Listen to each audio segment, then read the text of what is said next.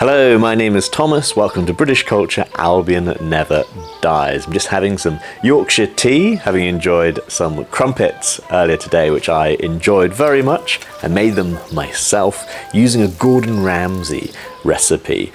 Very important to heat up the milk, add the right amount of bicarbonate of soda and baking powder, stir it all up, all the ingredients are nice and warm, add it to flour, and then pour into the right crumpet rings, a bit of butter to help it all go. So you get those bubbles on top, and then it's firm underneath, so that when you put butter on it, it should go into the holes on top, but it shouldn't go out the bottom.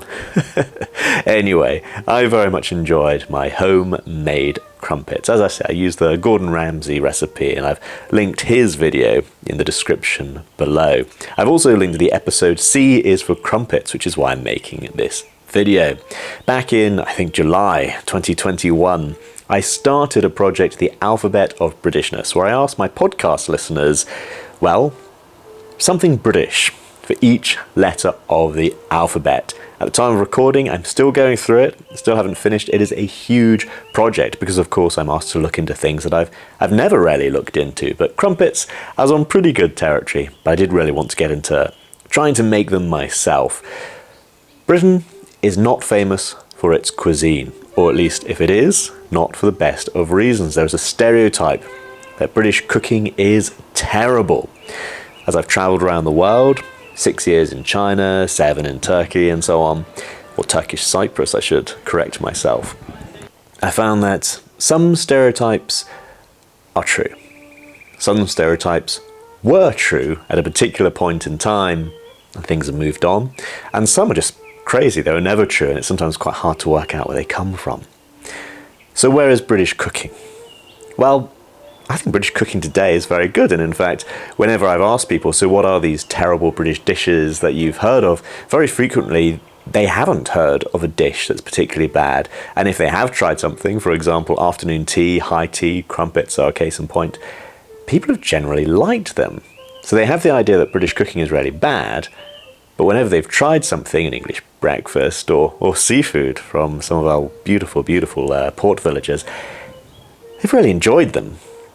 Was it true at some point? Perhaps during the Second World War, when Britain was being bombed and blockaded and food was rationed, perhaps at that point, British cooking was not at its best. I think that's a pretty harsh time to judge our cooking skills from. But in the Victorian era, British food, the native food as it were, was particularly well known, with Mrs. Beeton's cookbook being very popular. And of course, you had foods from all over the world. London was a world centre of trade. And of course, the English are associated very much with tea. And I'm drinking some Yorkshire tea right now. Obviously not grown in the UK. It's known as Yorkshire tea, or you have English breakfast tea or Irish breakfast tea, because it refers to the blend of tea that's perfect for the water where you are drinking it. Yorkshire water is very different from water in the south of England or Ireland and so on. It's very, very, very regional. So you have a variety of tea blends. So Chinese tea and Indian tea, well, as I say, it's become part of the British character to bring these things here and enjoy them. Britain really being the centre of world trade in the 19th century. So the idea that English cuisine is bland and terrible, well, we love food from around the world. And I used the word native cuisine. I think that's a really interesting one. Somebody messaged me and said there's no such thing as native English food. It's all too influenced by world factors. I think that's true depending on your rubric for what is a native food. What is native? How native does something have to be? So for example, is Indian food native to India if it involves tomatoes, which are of course a New World food? Is Irish cuisine truly Irish if it involves a potato, which of course is not native to Ireland? Tea in India, well, it's native to China, and it's not even native to the whole of China, it's native to very particular regions. That's why one of my first deep dives was a deep dive into tea. How native does something have to be before you consider it truly native? Again, that depends on your point of view. That's a judgment you make. I think that the traditional foods of Britain are fantastic. I've recently been to Whitby and had some of their traditional old seafood recipes. It was so fresh, it was so good. but maybe Crumpets wins the day today as a great English food. I certainly enjoyed making them, and I'm going to keep reflecting on my Alphabet of Britishness just from time to time, and I'm going to keep on working on it.